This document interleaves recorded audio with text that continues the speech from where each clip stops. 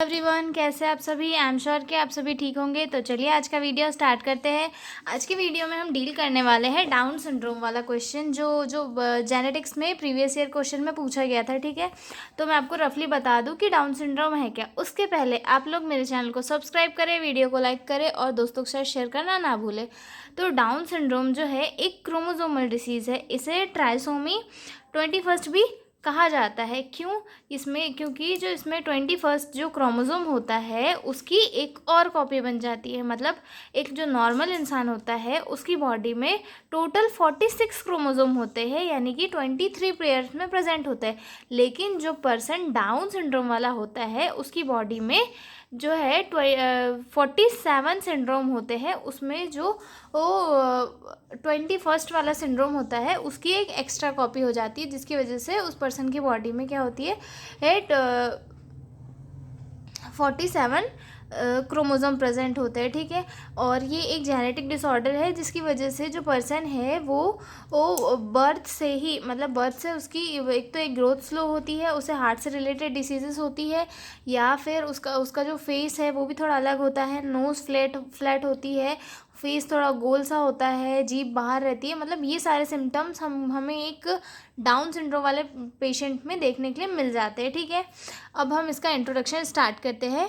Down syndrome was the first described by John Langdon Down. मतलब ये जो syndrome है ये एक डॉक्टर के द्वारा डिस्क्राइब किया गया था जिनका नाम था John Langdon Down. It is the most common chromosomal disorder and it is a leading cause of mental retardation. ये जो है एक बहुत ही कॉमन मेंटल डिसऑर्डर है, मेंटल क्रोमोसोमल डिसऑर्डर है जो कि मेंटल रिटार्डेशन को कॉज करता है। मतलब जो पर्सन जिसे डाउन सिंड्रोम होता है उसकी जो मेंटल एबिलिटी होती है वो भी थोड़ी कम होती है, मतलब वो मेंटली डिस्टर्ब होता है। ठीक है, Down syndrome occurs when a person has a extra copy of chromosome 21 resulting in 47 chromosome instead of usual 46। यानी कि जो एक नॉर्मल पर्सन होता है उसकी बॉडी में टोटल 46 क्रोमोसोम होते हैं, लेकिन जो डाउन सिंड्रोम वाला पेशेंट होता है उसकी बॉडी में ये जो है 47 क्रोमोसोम होते हैं। 21 वाला जो क्रोमोसोम होता है उसकी एक एक्स्ट्रा कॉपी हो जाती है। ठीक है, the parents of such children are normal have normal karyotype. मतलब ये ऐसे पेरेंट्स के बच्चे में भी हो सकता है जिसके ऐसे पेरेंट्स के बच्चे में भी हो सकता है जो नॉर्मल है। मतलब पेरेंट्स को कोई जेनेटिक डिसऑर्डर नहीं है लेकिन बच्चे में ये डिसीज़ कॉज हो सकती है। ठीक है, इसकी डेफिनेशन देखते हैं। Down syndrome is a genetic disorder caused when abnormal cell division results in extra genetic material from chromosome. मतलब डाउन सिंड्रोम जो एक ऐसा जेनेटिक डिसऑर्डर है जो तब कॉज होता है जब सेल डिवीज़न एबनॉर्मल होता है और वहाँ पर जो जेनेटिक मटेरियल यानी कि क्रोमोसोम है उसकी एक एक्स्ट्रा कॉपी हो जाती है 21 वाले की। ठीक है, ये डेफिनेशन है according to S Randhawa. Type of Down syndrome देखते हैं कि डाउन सिंड्रोम कितने टाइप का होता है। ट्राइसोमी फर्स्ट जो है ये अबाउट 95% के केसेस में देखा जाता है। मतलब जो टोटल केस होते हैं जेनेटिक डिसऑर्डर में उसमें 95% टाइम जो है डाउन सिंड्रोम देखा जाता है। इट अकर्स व्हेन देखते हैं टाइप्स ऑफ डाउन सिंड्रोम। तो जो है इसके टोटल 3 टाइप होते हैं, जिसमें फर्स्ट है ट्राइसोमी फर्स्ट। ये जो है 95% केसेस में होता है। It occurs when a person has 3 copies of chromosome 21 in every cell instead of the usual 2।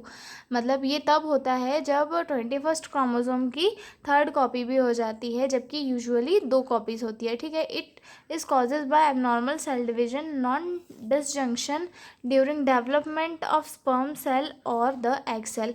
मतलब ये तब कॉज होता है जब कोई भी एबनॉर्मल सेल डिवीज़न हो जाता है। कब?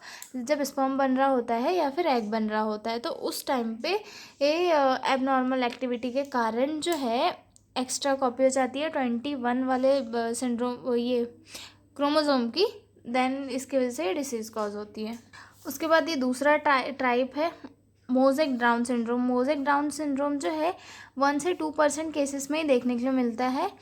This is a rare form of Down syndrome. ये एक बहुत ही रेयर टाइप का डाउन सिंड्रोम होता है। In this type some cell have 3 copies of chromosome 21 but other cells have their typical 2 copies of chromosome 21, मतलब इसमें भी जो है 3 कॉपीज़ हो जाती है डाउन सिंड्रोम की, जबकि उसकी 2 कॉपीज़ होनी चाहिए, ठीक है। उसके बाद आता है translocation down syndrome. Translocation down syndrome जो है वो 3 से 4% केसेस में देखने के लिए मिलता है। A segment of 21st chromosome is found attach to other pair of chromosomes before or at conception. मतलब जो 21st वाला जो क्रोमोसोम होता है, ये इसका जो अटैचमेंट होता है वो किसी अदर पेयर के साथ हो जाता है कंसेप्ट जब बच्चा कंसीव होने वाला रहता है, तो उसकी वजह से डिसीज़ कॉज होती है, ठीक है। These children have the usual 2 copies of chromosome 21st, but they also have additional material from chromosome 21 attached to the translocated chromosome. मतलब इसमें क्या होता है, जो 21st वाला जो क्रोमोसोम होता है उसमें कॉपीज़ तो 2 ही होती है, लेकिन ये एक दूसरे इसके साथ अटैच्ड हो जाते हैं, जिसकी वजह से क्या होता है, डाउन सिंड्रोम कोज हो जाता है, ठीक है। अब इसके हम देखते हैं इटियोलॉजिकल फैक्टर्स। इटियोलॉजिकल फैक्टर्स में है, फर्स्ट है एडवांस्ड मैटरनल एज, सेकंड आता है मैटरनल डिसऑर्डर, मदर में कोई डिसऑर्डर हुआ तो फीटल एंडोक्राइन डिसफंक्शन, उसके बाद ओवम डीजनरेशन, अगर ओवम फॉर्मेशन के टाइम पे या फिर अदर अलग किसी टाइम पे डीजनरेट हो जाता है उसके कारण होता है। उसके बाद मैटरनल इमोशनल ट्रॉमा, अगर बच्चे की मदर है और उससे कोई इमोशनल ट्रॉमा है तो उसकी वजह से कॉज होता है। अदर फैक्टर भी इंक्लूड हो जाते हैं, जैसे कि exposure of mother to pesticides, मतलब जो मदर है बच्चे की वो ज़्यादा पेस्टिसाइड्स के कांटेक्ट में आ रही है तो उसकी वजह से कॉज होता है। इलेक्ट्रोमैग्नेटिक फील्ड की वजह से भी होता है। एनेस्थेटिक जो ड्रग होते हैं उनकी वजह से कॉज होता है, और अल्कोहल कैफीन के ज़्यादा यूज़ की वजह से भी कॉज होता है। क्लिनिकल मैनिफेस्टेशन की बात करें तो ग्रोथ फेलियर देखने के लिए मिलता है, मेंटल रिटार्डेशन देखने के लिए मिलता है, मतलब मेंटल इनमें इतनी एबिलिटी नहीं होती है जितनी नॉर्मल इंसान में होती है, ठीक है। फ्लैट बैक एंड हैंड, इनके हाथ जो है फ्लैट होते हैं और यहाँ से उनका जो हाथ का सरफेस एरिया होता है वो थोड़ा मोटा देखने के लिए मिलता है, ठीक है। एबनॉर्मल ईयर्स, इनके कान थोड़े एबनॉर्मल होते हैं। राउंड और फ्लैट फेस होता है। शॉर्ट नोज़ होती है, फ्लैट भी होती है। शॉर्ट नेक होता है, गले और गले की जो लेंथ होती है वो काफ़ी शॉर्ट होती है। बाल पतले होते हैं।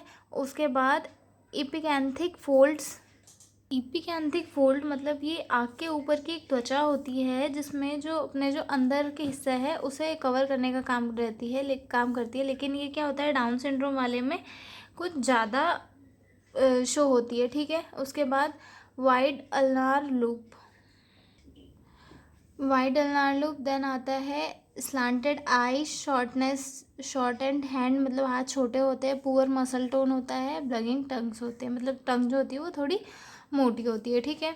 उसके बाद इसके कॉम्प्लिकेशन देखते हैं कि डाउन सिंड्रोम होने की वजह से क्या क्या कॉम्प्लिकेशन कॉज हो सकते हैं। तो सबसे फर्स्ट है कॉन्जेनाइटल हार्ट डिफेक्ट, मतलब उसे बर्थ से ही जो है हार्ट से रिलेटेड डिफेक्ट्स हो सकते हैं। हियरिंग लॉस हो सकती है, पुअर विजन हो सकता है, कैटरेक्ट्स हो सकता है, निमोनिया हो सकता है, डिमेंशिया हो सकता है जो एक मेंटल रिलेटेड डिसीज़ है। हाइपरथायरॉयडिज्म हो सकता है, लेट टूथ ग्रोथ हो सकती है, और अल्जाइमर डिसीज़, तो ये जो जिसमें क्या होता है पर्सन बूढ़ा होता है तो उसके साथ साथ चीज़ें भूलने लग जाता है, ठीक है।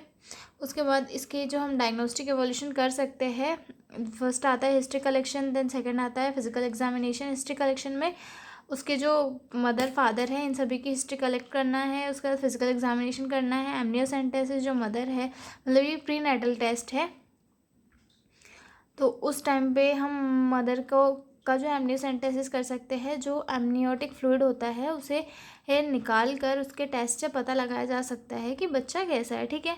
उसके बाद कोरियोनिक वेलस सैम्पलिंग, ये भी एक प्रीनेटल टेस्ट होता है, और अल्ट्रासाउंड कर सकते हैं। उसके बाद आते हैं मैनेजमेंट पे तो जो जेनेटिक डिसऑर्डर्स होते हैं उनके करंटली कोई मेडिकेशन, मतलब उनके एग्जैक्ट ट्रीटमेंट नहीं फाउंड किए गए हैं। इनके करंटली सिर्फ मेडिकेशन के थ्रू जो सिम्टम्स है सिर्फ उन्हें ट्रीट किया जा रहा है, ठीक है। Down syndrome is a genetic condition and there is currently no medication nor treatment to cure it, मतलब इसका कोई ट्रीटमेंट नहीं है फिर इसे क्योर करने के लिए। फार्माकोलॉजिकल, मतलब सिर्फ इन्हें मेडिसिन दे सकते हैं सिम्टम्स के अकॉर्डिंग।